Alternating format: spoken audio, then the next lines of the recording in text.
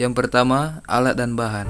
Alat-alat yang digunakan yaitu parutan, pisau dapur, kompor, dan wajan. Serta bahan-bahan yang digunakan yaitu 3 buah jagung, 1 saset mentega, garam, keju parut, dan susu kental manis. Berikutnya, langkah-langkah pembuatannya. Yang pertama, mengupas jagung. Yang kedua, rebus jagung selama kurang lebih 10 menit, lalu angkat dan tiriskan. Yang ketiga, masukkan 1 sendok margarin ke dalam wajan. Dan yang keempat, memasukkan jagung yang telah direbus. Yang kelima, berikan sejumput garam. Yang keenam, parut keju. Yang ketujuh, keju yang telah diparut dimasukkan ke dalam wajan beserta susu secukupnya. Dan yang terakhir, diaduk sampai merata. Keunggulan produk jagung blasteran Yummy. Yang pertama, jagung blasteran Yummy menggunakan jagung manis asli dengan menggunakan topping keju beserta susu. Yang kedua, modal usahanya kecil namun bisa menghasilkan omset jutaan rupiah. Yang ketiga, dapat dikonsumsi di semua jenis kalangan, baik di kalangan muda maupun lanjut usia. Dan yang keempat, merupakan jenis kudapan yang sehat dan bergizi.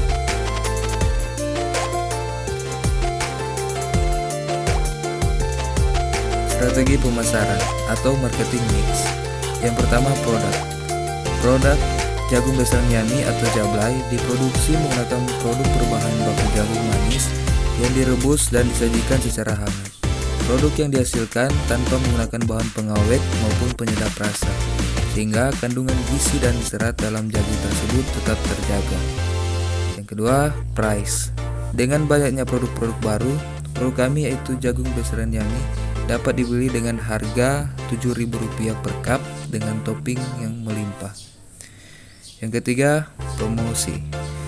Melihat zaman sekarang, maka kami berinisiatif untuk melakukan promosi dengan menggunakan media sosial seperti Facebook, Instagram, WhatsApp, dan lain-lain, karena lebih meningkatkan jumlah penjualan serta lebih mudah dan praktis karena semua orang telah menggunakan media sosial.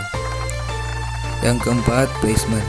Sistem distribusi produk kami yaitu dijual lewat media sosial online shop dengan sistem dipesan dulu. Kemudian kami akan memasukkan ke minimarket dan warung-warung kecil, serta dipasarkan di sekitar wilayah kampus dan menjadikan mahasiswa sebagai sasaran utama dikarenakan adanya sifat konsumtif mahasiswa terhadap jajanan ringan yang mengenyangkan. Yang kelima, people.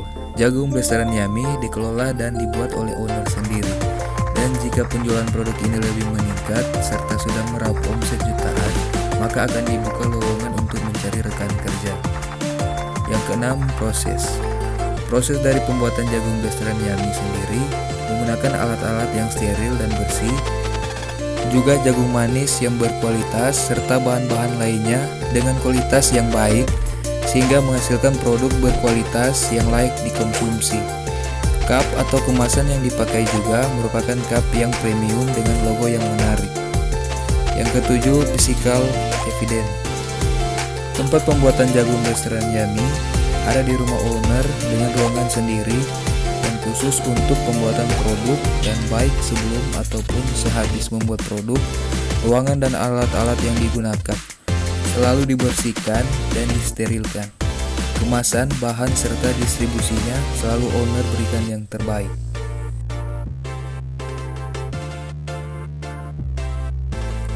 Selanjutnya, analisis SWOT. Strength atau kekuatan. Yang pertama, harganya yang terjangkau. Yang kedua, mempertahankan cita rasa dari jagung manis.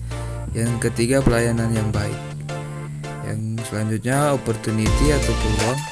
Yang pertama, pesaing yang banyak akan membuat usaha jagung bakar saya tampil beda dari para penjual jagung manis susu keju. Yang kedua, mempunyai relasi yang baik antara penjual jagung dan penyetor jagung.